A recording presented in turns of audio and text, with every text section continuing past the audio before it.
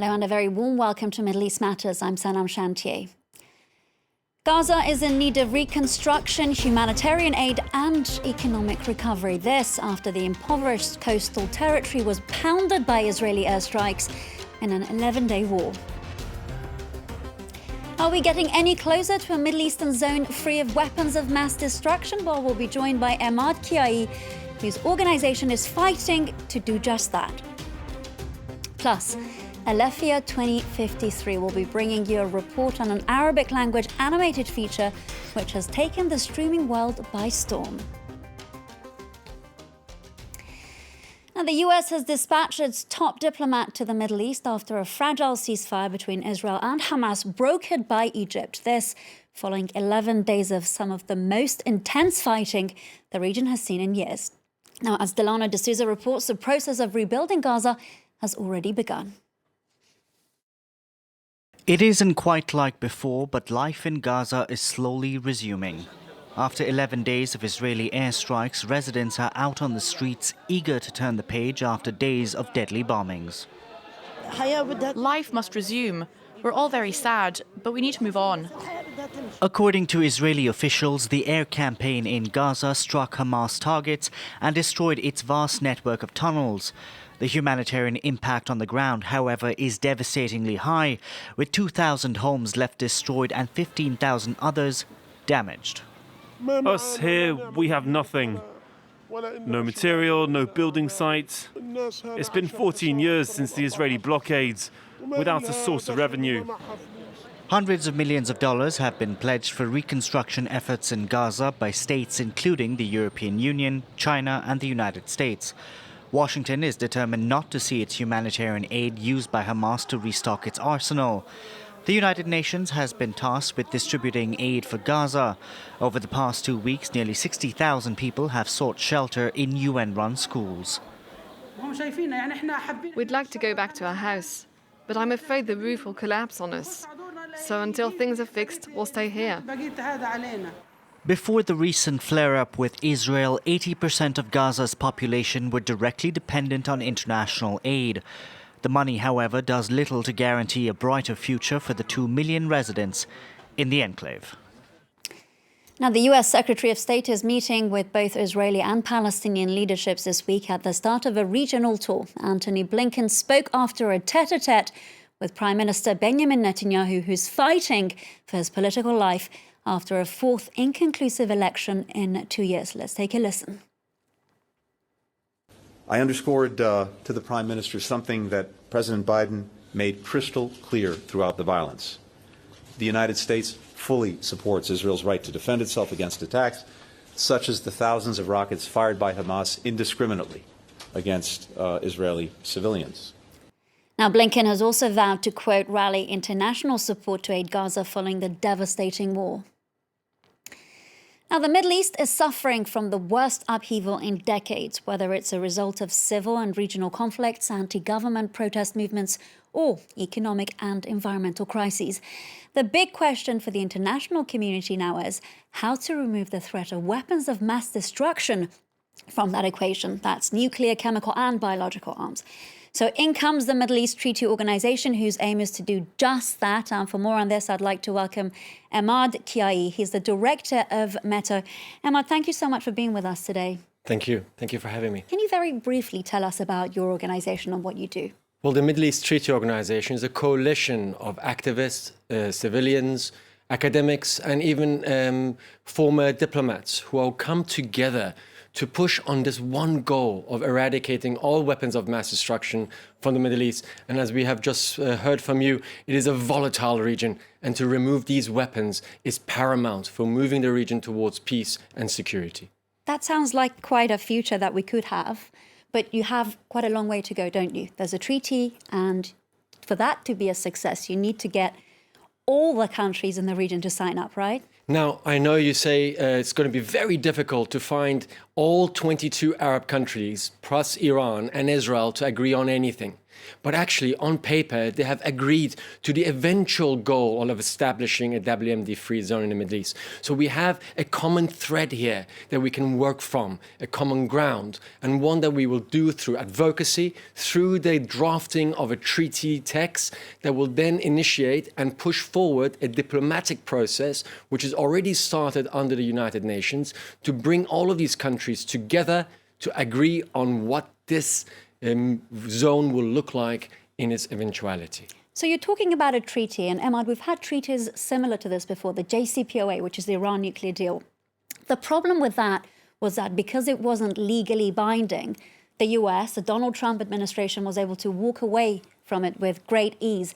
What's different with this treaty that you guys are pushing? Well, first of all, this one is going to be housed within the United Nations. We have precedents for this. Recently, the nuclear ban treaty that went into effect.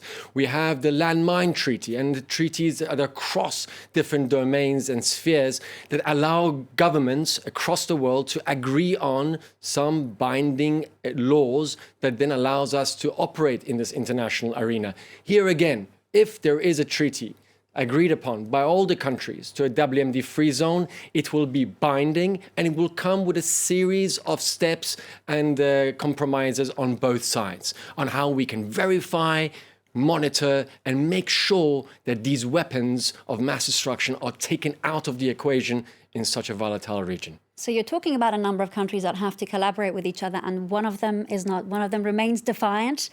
Israel was the one country that didn't turn up when you had a last meeting with your organization.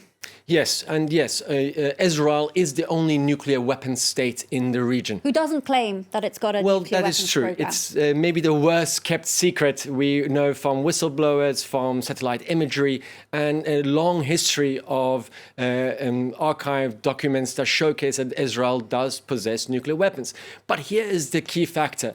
If we agree on starting the negotiations on such a zone, it is not just bound by the weapons of mass destruction. It allows for a forum of conversation, discussion, negotiations that could be an opening, a broadening of subject matters that includes other security dilemmas that is facing the region that are across from Libya to Sudan to what we see now in Iraq, in Syria, and in the Gaza and Palestinian-Israeli conflict.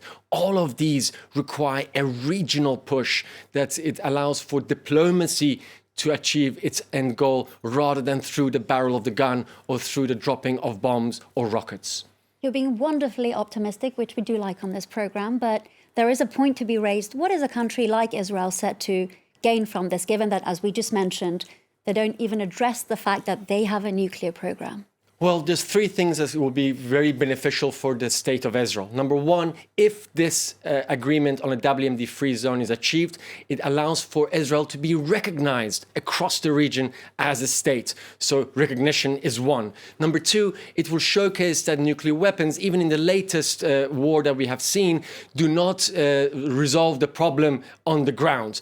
Bombs will not allow the security of Israel to be maintained. Rather, eventually, Israel will make a decision that it not only will have recognition, but security, and ultimately to join the region in this way of promoting a better future for its citizens and for people across the Middle East. In less than 30 seconds, for you, diplomacy is the way forward? Diplomacy and multilateralism is the only way forward. We have seen the carnage that wars have created in the region, and we have seen even in Europe that after Second World War, they decided that diplomacy is the only way forward. That is why today we have a European Union that has stopped a European war amongst Western powers for over 70 years. So we need that same sort of platform to allow for diplomacy to achieve its end goal, which is peace, security, and prosperity for all the people of the Middle East, Arab, Iranian, and Israeli. On that wonderfully positive note, we're going to have to leave it there. I really hope that one day we're reporting on the success of this treaty. Emad Kiyaei, thank you so much for speaking to us. Thank you. Now, it's being hailed as the first feature-length animated film to be released in Arabic. That's Alefia 2053. The Lebanese production takes place in a dystopian near future and tells the story of a tyrant's demise. So far, it's racked up millions of views on YouTube, where it's available to watch for free. أترى كل هذه الأرواح؟ ستكون قريبا ملك يديك. The setting, a fictional country called Alefia. The year, 2053. In this not-so-distant future, dissidents unite to liberate their people from a ruthless dictatorship that uses new technologies to control the population. Some see echoes of the Arab Spring in the Lebanese film, but for its screenwriter and co-producer, the aim is not to glorify the past. Nostalgia is very big in the Middle East, but if you live in the past, nostalgia becomes a bit some kind of like a sedating drug that prevents you from looking forward.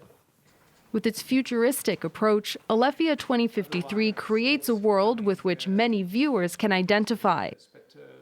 The feature-length thriller anticipates what could come next. There is nothing about the future. Nobody ever talks about, what might be. And that was the idea. It was like, wouldn't it be nice that we develop something not that talks about an improbable past, but maybe talk about a plausible future. Drawing inspiration from graphic novels, Alefia 2053 is being billed as the first ever animated film for adults in Arabic. It's available to watch for free on YouTube. Since its release in March, it's garnered more than 8 million views. Well, that's it for us. Thank you so much for watching.